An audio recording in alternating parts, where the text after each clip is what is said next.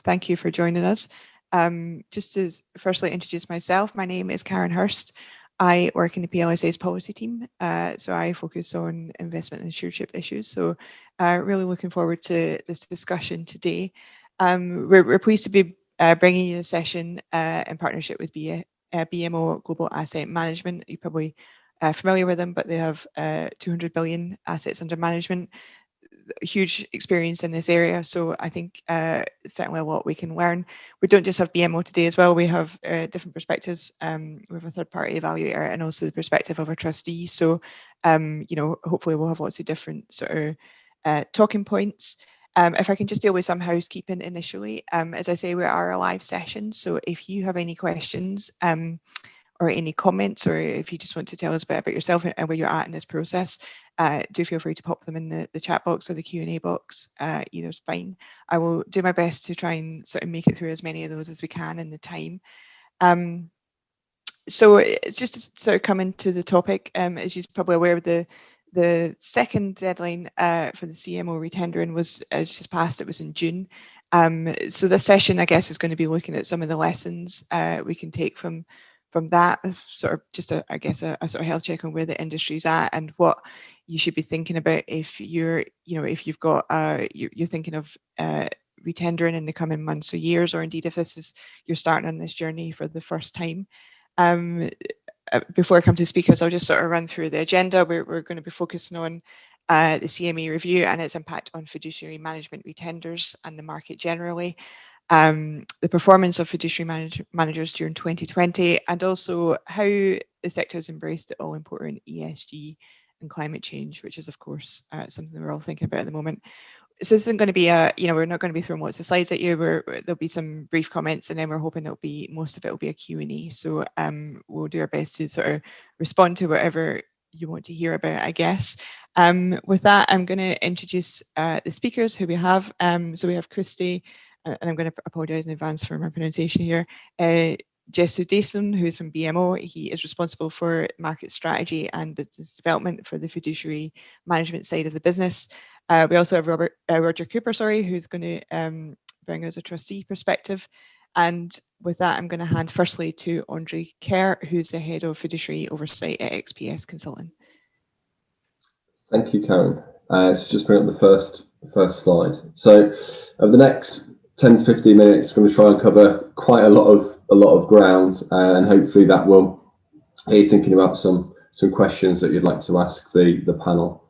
So first and foremost, we're going to look back at what the CMA order was trying to achieve, what happened in practice, and then what were the outcomes. What does that mean for the future of fiduciary management?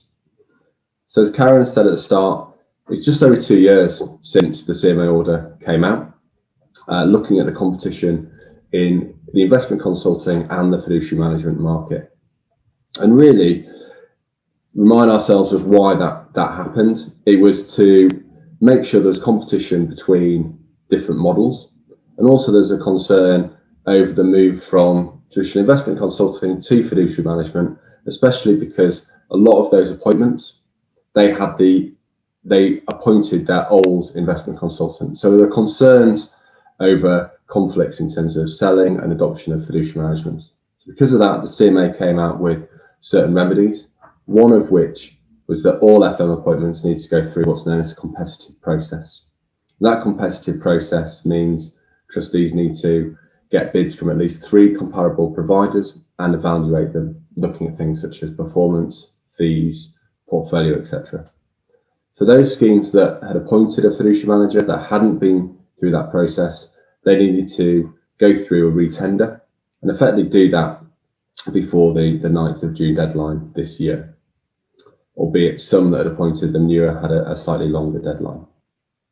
So really the order was trying to achieve 3 broad things: increase competition, so make sure trustees had appointed the right fiduciary manager for them based on their circumstances and needs, and they hadn't just appointed the fiduciary manager because they had an existing relationship with the investment consultant. Increase transparency and understanding on fees and costs.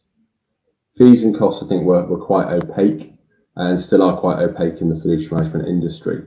So helping trustees being able to compare on a like-for-like basis what's included in the fiduciary fee, what's included in the underlying manager fees, how does that change over the lifetime of the arrangement, are there any services not included that should be considered.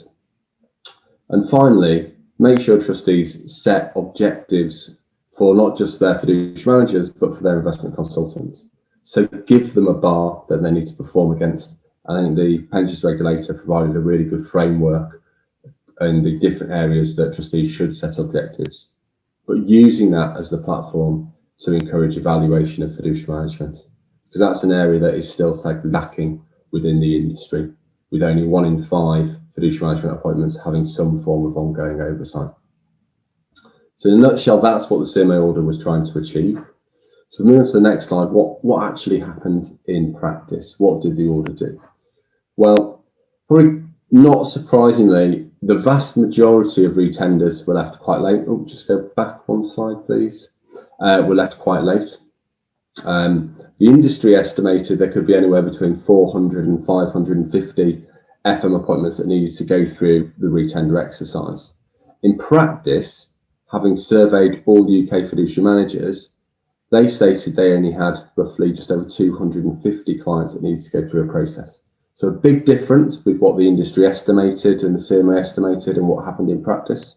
I think some of that is due to classification of what is fiduciary management, what isn't fiduciary management, and lots of trustees took legal advice on that. But of those 250, that caused an awful lot of work in the industry, both from trustees, evaluators and fiduciary managers, to actually meet that retender deadline. And that work was often left quite late in the day, with nearly 2/3 of mandates being left to the first half of this year. And I think why is that? I think a lot of trustees had good intentions when the order came out to get ahead of the game and to do this when they had as much time as possible. But the guidance from the regulator, I think, was a little bit slow in coming out. So trustees that we spoke to tended to leave the need to retender until they'd got the guidance from the regulator. Because what they didn't want to do was undertake a retender and find that it didn't meet the requirements or best practice from the pensions regulator. And a lot of trustees were looking to start this process early in 2000, and then COVID hit. And that took up a lot of attention, a lot of time of trustees looking at the investment arrangements and also other issues relating to the provision of pensions during that time of market stress. I think that naturally pushed the retender down the agenda, and trustees were almost forced to look at it with that pending deadline.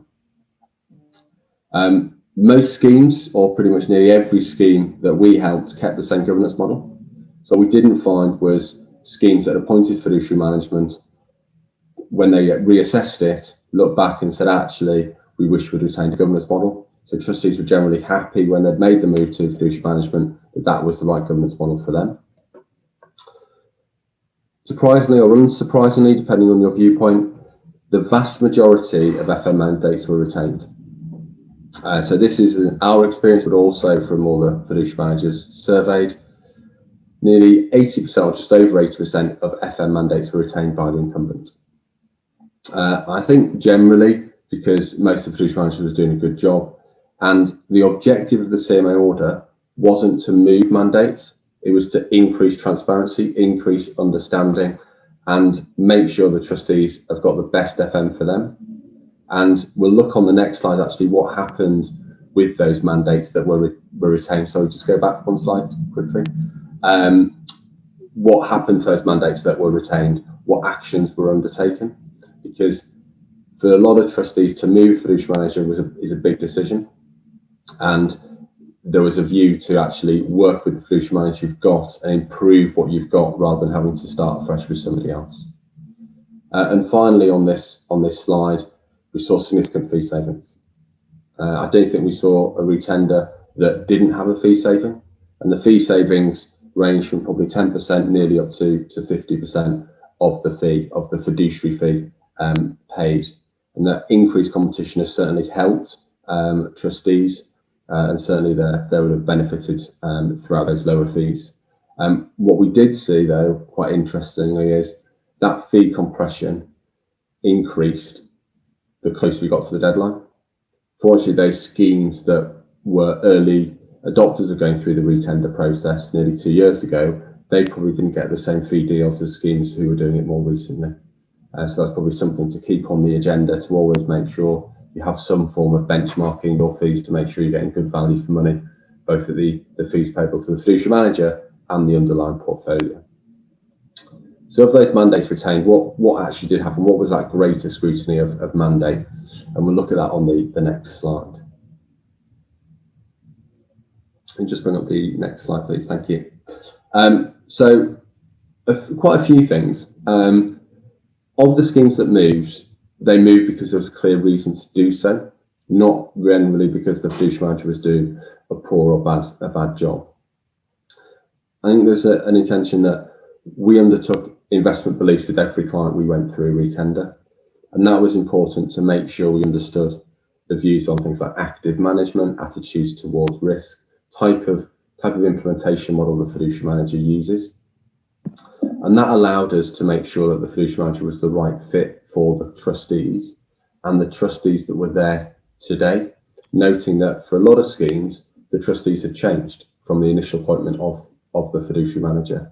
And actually also the needs of the scheme had changed. So this review really allowed trustees to start with a blank sheet of paper and say, if I was appointing a fiduciary manager today, what do I believe and what do we need from a fiduciary manager? And how does that compare to what we've currently got? And in a lot of cases where there was a big gap between those things, between what the current the fiduciary manager offered, what they needed, what they believed, that led to change, and quite natural change of saying, actually, we're better off changing because there is a better fit out there that meets our needs better and can serve the investment arrangements better. The final element that got a lot of attention when we looked at the mandate was approaches to de-risking. We found a lot of schemes were in a very different position to when they'd appointed fiduciary management for the first time. So a lot of the schemes who appointed fiduciary management for the first time were targeting high levels of return. They were now in a position where they were targeting more modest levels of return and looking to de-risk. The big differentiator was actually how that de-risking was going to occur. We spent a lot of time educating trustees on what are the different approaches to de-risking, whether you do a barbell approach, just reducing your allocation to growth assets and moving more into matching, or you look to introduce more credit-based assets into your portfolio as you de-risk, and helping the trustees understand the difference in those approaches and whether those approaches were compatible with their current fiduciary manager or if they should change because another fiduciary manager offered a better approach that suited their needs more. So really 3 key areas of looking at why trustees looked at the mandate in detail, but ultimately it allowed trustees to make sure their investment arrangements were better aligned. So those mandates that were retained, not one of them probably kept the same mandate. There are probably refinements to the mandate to make sure it was better suited to the current needs of the scheme and the beliefs of the trustees. Just move to the next slide, please. So one area that did get a lot of attention and transparency was sort of forced on trustees to do this was performance. And there's the Fiduciary Management Performance Standard, which looks at total scheme performance. One area that we focused on with our selections is looking at how the growth portfolios would have performed for fiduciary managers. So this is an extract from a piece of research XPS does every year, looking at the growth portfolio of all UK fiduciary managers. So this represents what a fiduciary manager would do if they had a blank sheet of paper. If they had no constraints, how would they manage that growth portfolio and what would that performance look like? So it represents how fiduciary managers invest for some of their clients where they don't have those constraints. And you can see this performance looking just at 2020 and the year to that. There's a huge dispersion in performance, a huge range of outcomes across all UK fiduciary managers. And that's very much a function of the fiduciary manager's investment beliefs, their investment opportunity set, and how dynamic they have been in terms of looking for opportunities or looking for when to de-risk the portfolio. And we categorise the performance into 3 main groups. So we've got the group on the left-hand side of the slide with the light green or light yellow oval around it, depending on the colour that comes through on your screen. So those fiduciary managers have performed very well. They've delivered reasonable levels of return, but with low levels of volatility. And typically those portfolios tended to be more complex, more costly, or the fiduciary manager was very dynamic and got their calls around markets correct throughout the pandemic and taken advantage when markets rebounded. Next, we have the managers in the blue oval. These managers tended to probably have a little bit more market beta in their portfolio, but were still quite dynamic. And typically, these experienced higher returns, but at higher volatility. Now that's fine, and the big difference between the yellow and the blue set of managers is making sure the trustees understand the approach of the fiduciary manager and what that means in terms of your journey. And some trustees are happy to have the manager in that blue oval, and they're happy to take a higher level of risk if it comes with higher expected levels of return. And finally, we have the managers in the pink section. These managers experienced slightly lower levels of return or medium levels of return with high levels of volatility. So some of them are still doing an okay job, but probably they're lagging behind their peers. But the key to that is understanding why. Is it due to performance of certain asset classes? Is it due to actually getting some tactical decisions wrong? So what's really important when you're looking at performance of fiduciary managers is you don't just look at what is the return, you look at how does that return relate to risk and volatility, but also what's driving that return. Why is one fiduciary manager performing better or worse than another? And is that aligned to your investment beliefs, how you expect that fiduciary manager to be investing? So the final area we looked at was ESG. Just move on to the next slide. So ESG is becoming a more important area of consideration when appointing a fiduciary manager, but also reviewing them. Like a lot of things, it's quite opaque, and trustees relying on what fiduciary managers say they're doing. And unlike the performance watch we do, there's no sort of benchmarking and comparison of how fiduciary managers compare one versus another. Because of that, we launched our second survey into fiduciary managers looking at ESG, and the findings you see on this screen are a preview of our paper that we'll be releasing to the market tomorrow. And we assessed fiduciary managers across 5 key factors.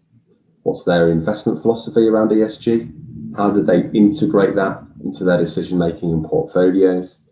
What's their view on stewardship? How do they vote? How do they engage with the underlying managers? What's their reporting like? Do they make it clear to their clients of the value they're adding or the climate change or ESG issues within their clients' portfolios? And finally, how is climate change integrated into the portfolios? And we also gave an overall score. But out of the 19 fiduciary managers we surveyed, not one scored a green rating in all 5 categories, and only 3 scored a highest green rating overall. But what are the key findings? And they're shown on the slide here. So first off, 58% now incorporate some key performance indicators or remuneration policies that relate to ESG. So they're aligning their interests with making sure they're doing the right thing in portfolios, and that's good. And we hope to see that increase when we repeat this survey next year. But probably quite worrying is the one on to the right of that 42% of fiduciary managers don't exclude underlying managers in their portfolios that they've given their lowest ESG score to. Now, they've taken the time to rate those managers, but it's understanding and help explain to the trustees that they're holding managers that have the lowest ESG rating score and helping understand why and what's been done to either improve that rating of that underlying manager or how they might be excluded in the future. The vast majority of managers do monitor the voting and actively engage with their underlying managers. But what is quite surprising is that it's only 84% and it's not closer to 100. I would strongly argue if you're delegating to a fiduciary manager to manage the portfolio, you want them to be actively engaging on things like ESG. And finally, the vast majority, just over 2/3 of UK fiduciary managers, don't set their underlying managers any climate change related requirements or actually put the portfolios through any stress or scenario modelling based on climate change scenarios. Again, I think that's something trustees will really want to understand going forward when they look at their portfolio. How will my portfolio perform if there is a 2-degree temperature rise, or if there's a scarcity of water, etc.? What does that look like? Because they are real scenarios that could pan out, and understanding how that could happen is probably just as important as stress testing the scenario if interest rates rose by 1%, or there was a taper tamper in the US by the Fed, etc. So if we just move on to the last slide. So in summary, I think the CMA had very ambitious targets. Whilst the vast majority of mandates have stayed, I think it hasn't achieved its objectives because trustees have got greater retention on their portfolio and they're holding the fiduciary manager to account. And we're increasing the transparency on fees, performance, portfolios. As I said, the majority of mandates were retained, but under greater scrutiny, and that should lead to a greater focus of holding fiduciary managers to account, which should lead to better outcomes for all. That's the end of my session. I think Christy now is going to cover how, from a fiduciary manager point of view, they integrate ESG into their decision-making process. Thank you, Andre. You've heard Andre mention some of the importance of ESG and how the fiduciary management industry has made strides, but yet there is still work to be done. So what I'd like to do is just talk through some of the things that we've done at BMO and things that we think has worked quite well and been received positively by clients, but noting that this is very much a work in progress for us and the industry as well. I think one of the reasons that I'd like to think we're slightly ahead of the curve to some extent is that we can leverage our long-standing responsible investment heritage. So as a firm, we've got over 20 people just focused on responsible investment specialists who've been in this area for over 30 years. And we also have a very large Dutch fiduciary business. And a lot of the things that you're seeing today in the UK market, I think over a decade ago, the Dutch sort of started. So I think we're able to leverage that as well. So what I'm going to touch on is just highlight a couple of things in each of these areas. So, when we integrate ESG, we're thinking about advise, implement, and monitor. So if we go to the next slide, in terms of advice, we discussed the client's ESG beliefs and advice. What you see here is an example of a dashboard that we use with clients. And it kind of, I think it aligns with the investment beliefs of the trustees as well. It allows us to have a dialogue with the trustee in terms of things like, do they need more training? We look at the company policy around ESG and whether it can or should be, should there be more greater alignment on the corporate side versus the pension scheme. And moving across, we've got a number of charity clients, for example, who have specific ESG exclusion preferences, and we can incorporate that within the portfolio. And increasingly, we're seeing attitude towards engagement coming up as well. And lastly, impact investing is something that I think is still in its relative infancy in the UK, but in more mature markets, for example, some of our larger Dutch clients have made specific allocations in this area. So I think this is a dashboard that works quite well in terms of metrics to allow healthy discussion with trustees. And it's something that we tend to do on an annual basis, kind of working with our clients. Moving on to the next slide. This is another area within advice. And again, it touches on something Andre mentioned, incorporating in asset liability modeling, because it does affect the asset classes. So this picture, there's a lot of detail here, but it's taken from the Paris Climate Agreement. And what it illustrates is that there are real physical and transition risks that affect asset classes. So, for example, if you have extreme weather, that can lead to supply chain disruptions. So we think it's prudent to incorporate climate change into long-term analysis where possible. And this is a rapidly developing area for us. We've been looking at kind of ways in which, if you look at, for example, temperature increases, how does that impact in terms of the economy? And to aid this, we've developed capital market assumptions that look at things like GDP, inflation shocks, and essentially scenarios that allow us to model this. And we're able to model different portfolios so that clients can see what is the impact of that. So those are two things that I think are worth mentioning in the advisory framework. Now moving on to the implementation side. So, yeah, so sorry, just to the next slide. That's it. So typically, pension schemes will implement in LDI assets, credit, equities, and alternatives. At BMO, within our fiduciary proposition, we would, as we're sort of a leading provider in LDI and sort of matching credit, we tend to implement that in-house and use third-party managers for the other assets. So in terms of just briefly touching on LDI and credit, within LDI, it tends to be counterparty approval, selection, and engagement. That's typically the way that managers will incorporate it. And as a market-leading LDI provider, we've been able to engage with those counterparties and effect change.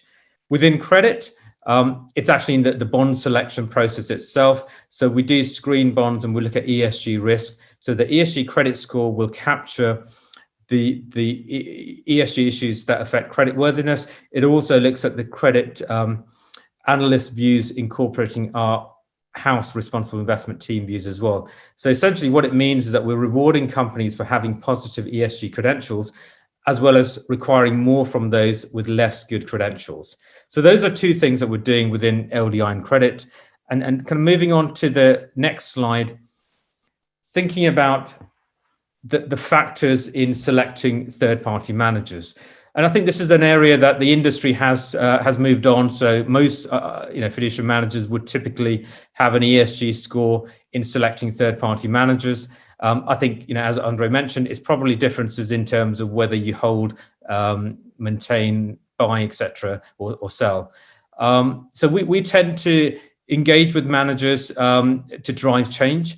We're also starting to look at factors like ESG in terms of climate-related scenarios of the underlying portfolio. So looking at a stock level, what is the impact? But I think the key thing here is that ESG is one of a number of elements in selecting managers that's as important as, say, the organization, the team, the investment process, etc. And moving on, so to the third component, which is, so if we move to the next slide, which is around reporting in terms of, how do we monitor? I think it's important to be able to monitor at a firm-wide level, at a fund level, and be also to give viewpoints in terms of certain sectors. And I think one of the things, if we move on to the final slide, one of the things that we've developed in the last year is looking at the carbon footprint. So this is an example of a client portfolio where we've measured the red bars illustrate the benchmark, and the turquoise shows what's the impact on the client portfolio in terms of carbon intensity. And it's something that we can start measuring now and actually show that to clients. And this has been well received. It's new for us in terms of being able to do that, but I think it's a way that the industry will be moving as well. So kind of wrapping up, I've just very briefly highlighted areas within advice, implementation and monitoring, and some of the things that we're doing. And as I said, there's still work to be done, and we're kind of looking to work with trustees and third-party evaluators to try and move the direction of travel in this area.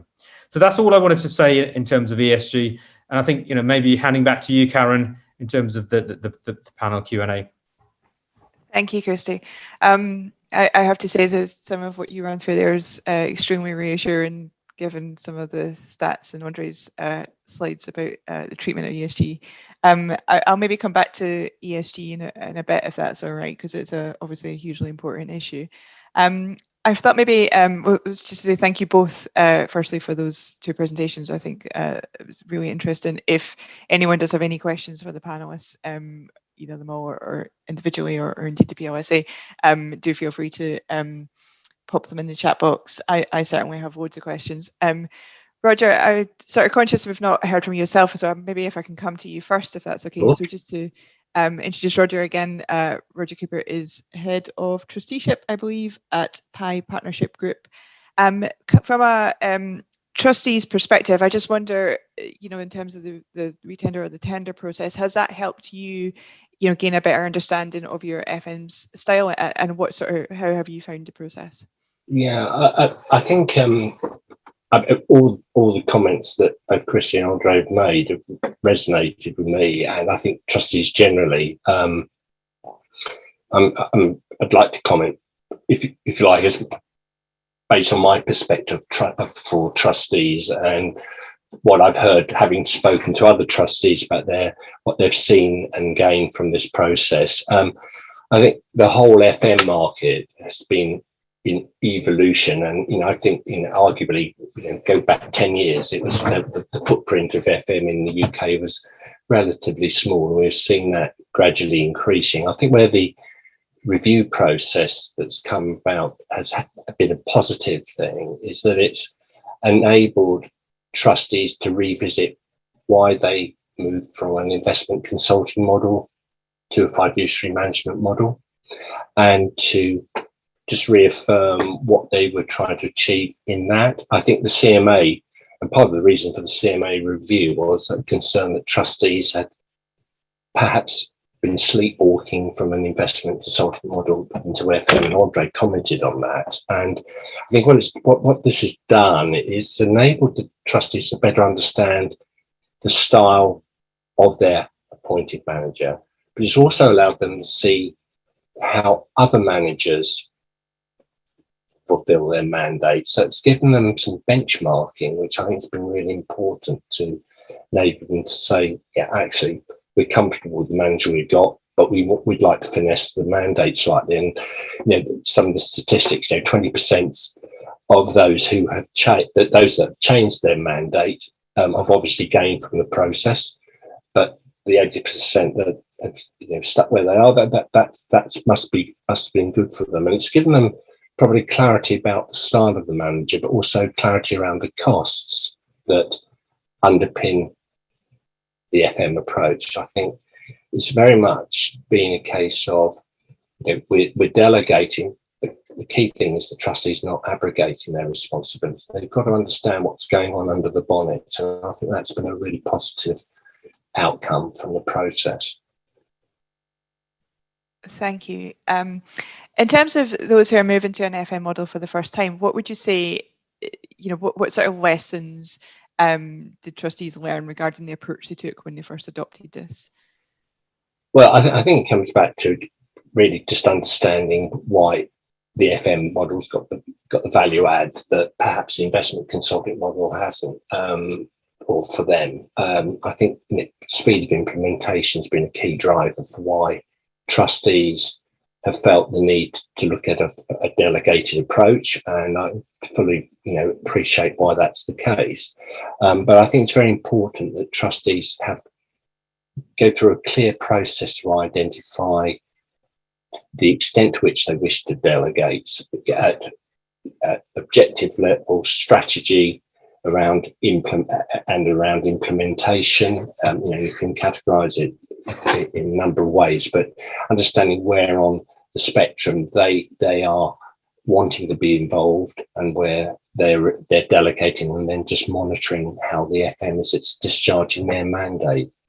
I think realistically, trustees should be focusing on strategy, and I think the FM model allows them to do that. So I think that's a key piece before you actually even embark on looking at how you're going to undertake a review. I think also I think it was Andre was saying that, I can't remember, sorry, was it 1 in 5 you said, Andre, that don't have an FM evaluator? Can't quite remember what, or 1 in 5 have, rather than, I think that was the sort of number you talked about. I see the FM evaluator as a really key component in helping the trustees focus on what they need to do through a review process. I think they have a big part to play, and the role of the evaluator is evolving as well. From when perhaps an FM appointment was made at the start, I've witnessed that on some schemes I work with, how the scope of that evaluator's role has changed as the scheme has changed, either because of its improving funding level, its increased focus on de-risking work rather than growth. That has, by definition, changed what the trustees need to look at.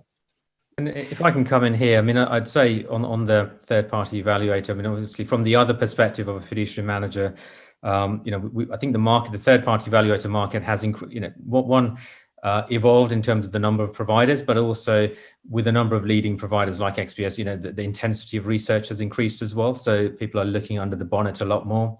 I think you mentioned that the 1 in 5. I think what we found in the selection process, nearly all, or more than 80% of the selections that we've had have come through third-party evaluators. So that's positive.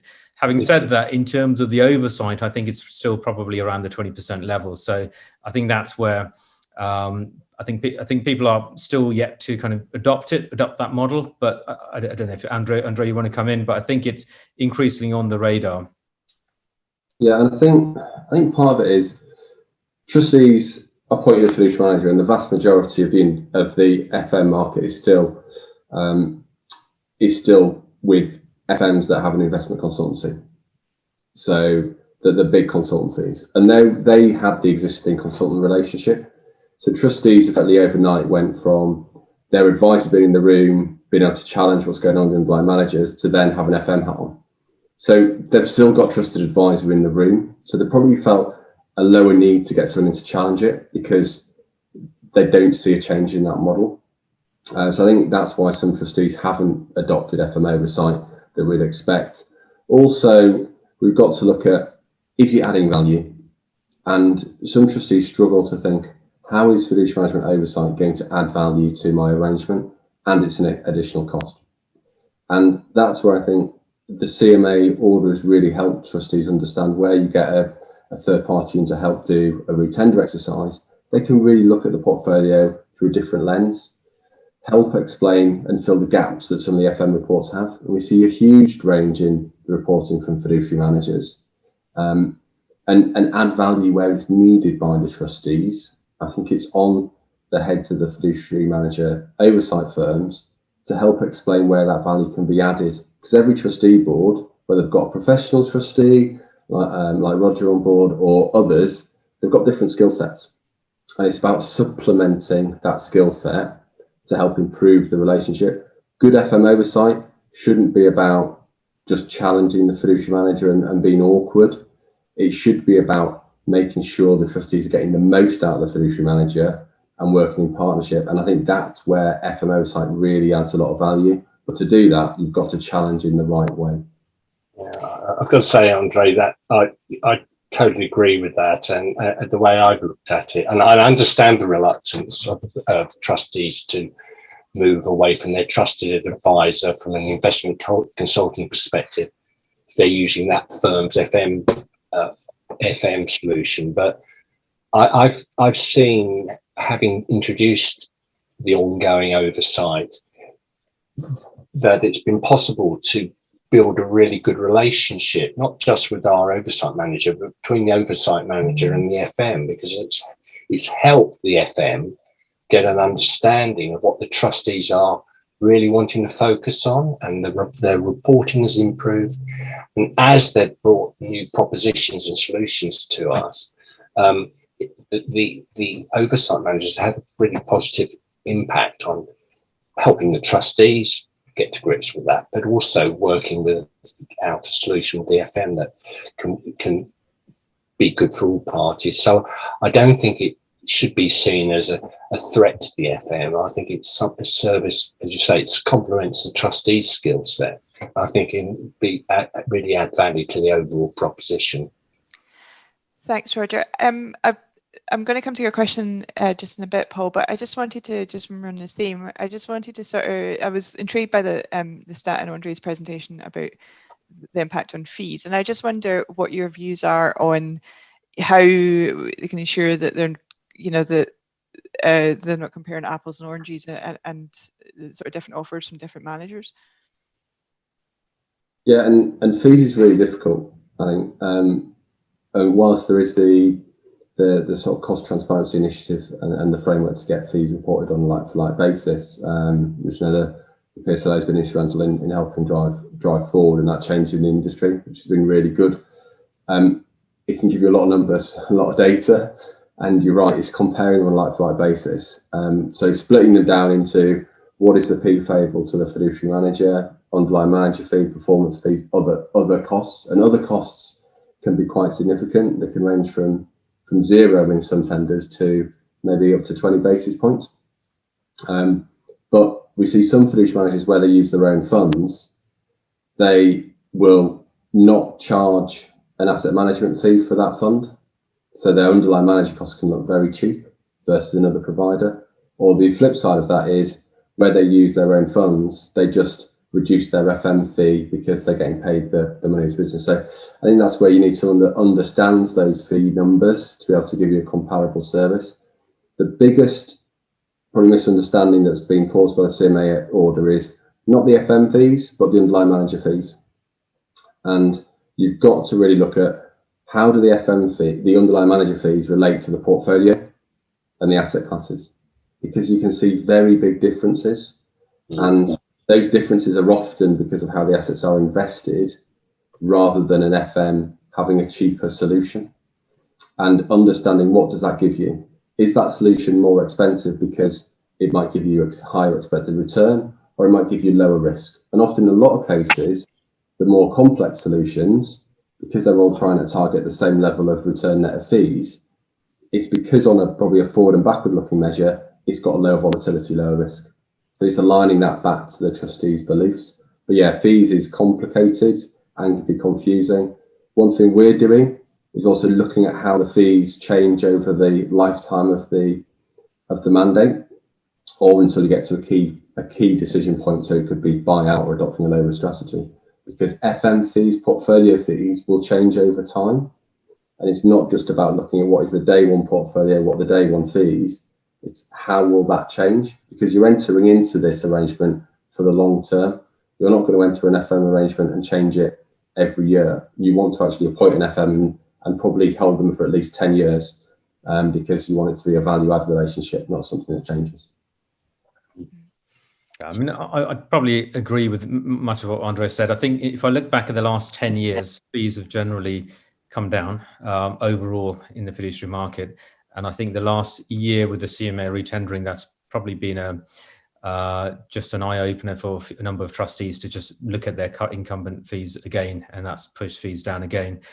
Interestingly, we had a recent win where the incumbent had slashed their fees quite significantly. However, the trustees had said, well, why didn't you put that forward in the first place, given that we've been with you for over 5, 6, 7 years? So I think it doesn't always work to their benefit, but I think generally fees are coming down, and also the emergence of probably asset managers is also given what Andre said about different revenues, that also allows us to kind of charge a lower fee maybe versus a consultant.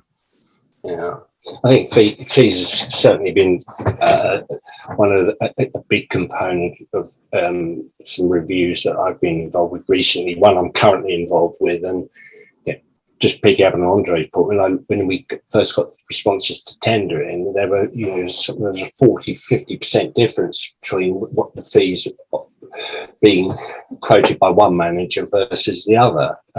But you have to look both at manager level and at underpin, the delegating manager level as well, to see how that split is determined, and to the extent to which the manager style uses in-house funds versus external. Or getting that understanding is key. One manager might be using a high level of liquids, another might be more passive focused, another more active. That's why there will be differences, and just getting to understand that's important. Sorry, sort of comment on something else. Yeah, sorry, forward looking. Andre talked about that. That is absolutely an aspect to be focused on, because I think the responses we had looked at the next 2 to 3 years. I'm wanting to look out 5, 10 beyond. So I think, absolutely you want to see how that portfolio is going to evolve, because as Andre said earlier, when schemes first went into FM, they're in probably a very different funding level position to what they might be now. And again, that's all that evolution process I mentioned earlier. Thank you. I'm going to come to a question we've had from the audience. Maybe I'll put this to yourself, Andre, because I think it's taken up something from your presentation. So Paul's asked us if the number of schemes having to retender is below what might be expected. Is that because assets under management are below 20%, or is it because trustees have largely concluded that they carried out a competitive tender process the first time around? So yeah, there's probably lots of different factors going on here. I think one, first and foremost, is we saw a significant exit from the FM market. So the JLT FM offering, which was probably the fringes of what fiduciary management is, as part of the merger with Mercer, the vast majority of those mandates went back to the traditional advisory relationship. So that's potentially over 100 of those FM clients that need to go through a retender. So that explains some of the difference. When we look at those sort of 250 that needed to go through it from asking the FMs, what surprised me was there's a smaller number of partial mandates than was expected. I think some of those partial mandates have been reclassified as actually having advice. I think there's a certain few little grey areas where either the fiduciary manager or the lawyers have argued that it doesn't fall under the retender order because it's not fiduciary management. And the definition of what is fiduciary management can be treated as a little bit grey in some areas. And so I think if trustees were doing that, my advice would be to obviously ask their lawyers to give them some sort of protection and some advice that they can fall back on. There may have been sort of change in the AUM as well, which meant they were just under the 20% as well. Mm. I think there's probably 100 mandates that would have been expected, even excluding the JLT ones that didn't come to market. I would say that I think the industry is probably quite thankful they didn't come to market. I think the industry, certainly towards the June deadline, was at a breaking point with the quantum of retenders that needed to go on. But it doesn't actually stop trustees doing a review if they didn't need to go through a retender. I think it just shows it's a valuable exercise, and doing some form of review of advisors on a frequent basis is just part of good governance. Mm. If I could, I'm keen to come to sort of ESG matters. That is obviously such an important issue. If I may come to yourself, Christy. So, I mean, as you know, the sector is, we've got a lot happening in this space at the moment. We've got the first TCFD regulations come into force this October for the largest schemes. There's a lot of scrutiny of what pension schemes are doing, and indeed there's just a lot of interest in this because trustees think it's fundamentally the right thing to do. Some of the stats that Andre outlined in his presentation I found were quite stark, shall we say. I just wonder what your sort of thoughts would be on how trustees can ensure that their own targets or their own investment beliefs are reflected in the relationship, and how they can hold the managers to account on that. I think Andre's quite right in terms of, I guess, that survey is covering nearly 20 managers, and as an industry, I'd say if you looked at those stats versus, say, traditional advisory, I'd say I'd like to think it's slightly better, but nevertheless, it's not where it should be, especially given the amount of delegation that the industry's had. I think, I don't want to say we're doing something that's better than everyone else, but there's elements of that I showed you in our presentation that I think is working quite well. So one is around just ensuring that the trustees' views are, certainly adopted in our approach and policy in the way that we advise. I think, areas like, as I said, in terms of ALM modeling, in terms of being able to report on this, I think those are new areas that we've been working on quite hard in the last year to try and bring to clients. So I think that there are things that are coming out, and it's not just us, other managers are doing similar things as well. So I think you'll see more and more of this coming out. I think I'm just trying to think, I mean, how do trustees, how can they make fiduciary managers more accountable? It probably, I mean, it's not just in ESG, I think in all aspects of what they do, it's having very clear, we tend to have like a balanced scorecard approach where we've got clear objectives in terms of performance, but also qualitative factors in terms of things like advice, the proactiveness of advice. So this is, it is related to the regulatory position on this in terms of setting objectives for advisors and fiduciary managers. But I think, again, that's one of those areas where a lot of schemes put them in place, but are you actually monitoring your fiduciary manager in the way that they should be? I think the evidence, if you go back and look at trustee boards and what's actually happening, it's probably not where it should be. So I think that's probably an area that will get picked up again. Probably now that this kind of surge that we've seen in the first 6 months has sort of slowed down a bit, I think you'll go back to more business as usual in terms of things that we should be doing.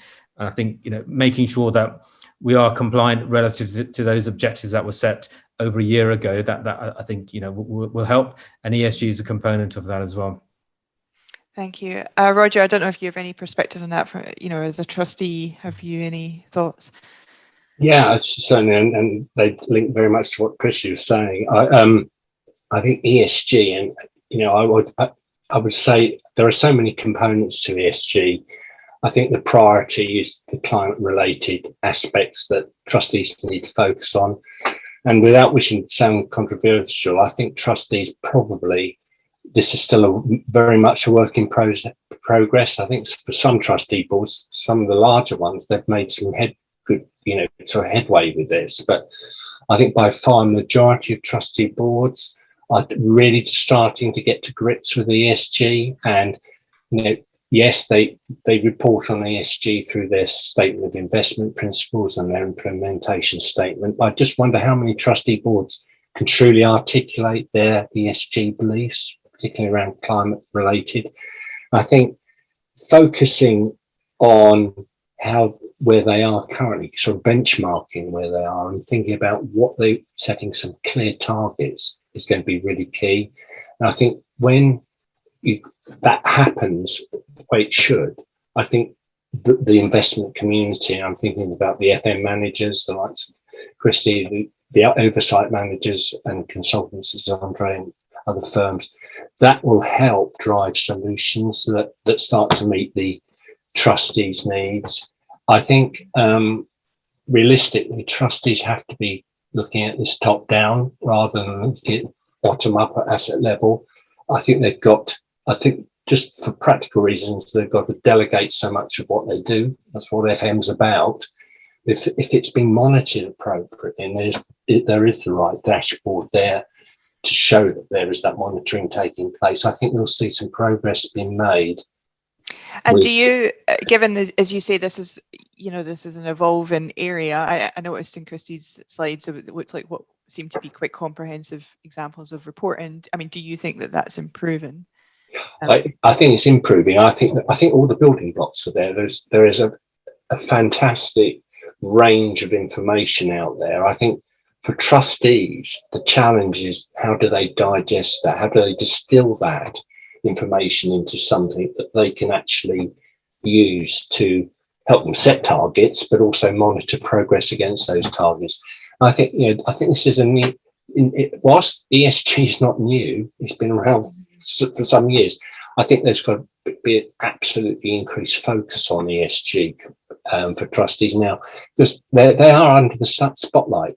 Trustees are, UK pension trustees are responsible for so many trillion of assets, and the spotlight's not just coming from government and the regulator; it's coming from the membership and the wider public. And one of the aspects on the dashboards that Christy had was that around that aligning the trustee viewpoint with that of the corporate. That reputational risk piece is really important. Yeah, indeed. And maybe just one final question for yourself, Andre. Sorry, I don't know if that was something you wanted to come in on. It's an evolution with ESG, right? And FMs should be ahead of what consultants do because they've got that delegation. And what trustees really need to understand is, can their views and the sponsors' views on ESG be implemented in the portfolios? Because there's quite a lot of models, sort of the one-size-fits-all models, where trustees need to accept what the fiduciary manager is doing and go at the fiduciary manager's pace with regards to ESG and integration, rather than their pace and their sponsors' pace. And I think that's something that trustees need to look at first. Yeah. Great. That's interesting. I wonder what our minister would think of that in the DWP. So if I can just maybe, I just want to come to you all three for some final reflections, if that's okay. Maybe I'll start with yourself, Andre, since you're muted. I wonder, we've obviously had a period of a lot of activity. I just wonder, in terms of looking at the sector as a whole, how have you felt it's coped, and what do you see happening next? I think the sector's coped well. There's lots of change. There's greater focus and scrutiny.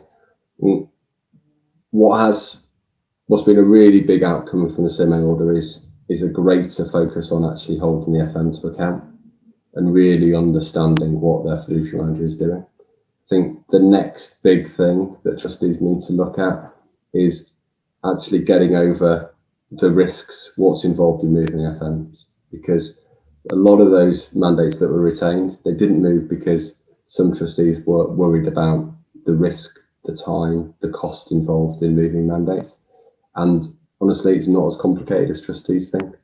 I think that's the next bit, to educate trustees that if they're not got the right FM for their current journey, then it's actually they're better placed moving than sticking with the status quo. Thank you.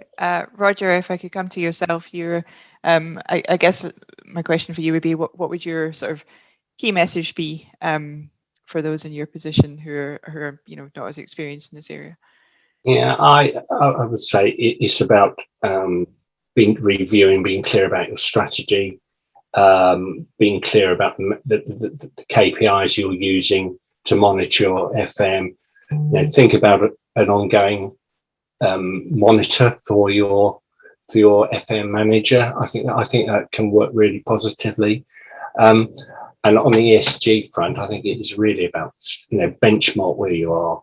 Think about how you can embed ESG into your portfolio and be realistic about how quickly you can do that, actually. But I wrote an article that said the planet can't wait. Well, the planet can't wait because we need to make a difference. Trustees can make a difference, but they've got to do it in a considered way. Yeah, absolutely. Christy, what about yourself? Any final reflections from what we've discussed today? Just reflecting, I mean, I've been working in the fiduciary market for about 10 years now, and I'd say the last 6 months has been by far the busiest that I've seen. And we're kind of coming out of that period very sort of pleased with where we are in terms of there are a number of kind of new wins that are going to be moving hands.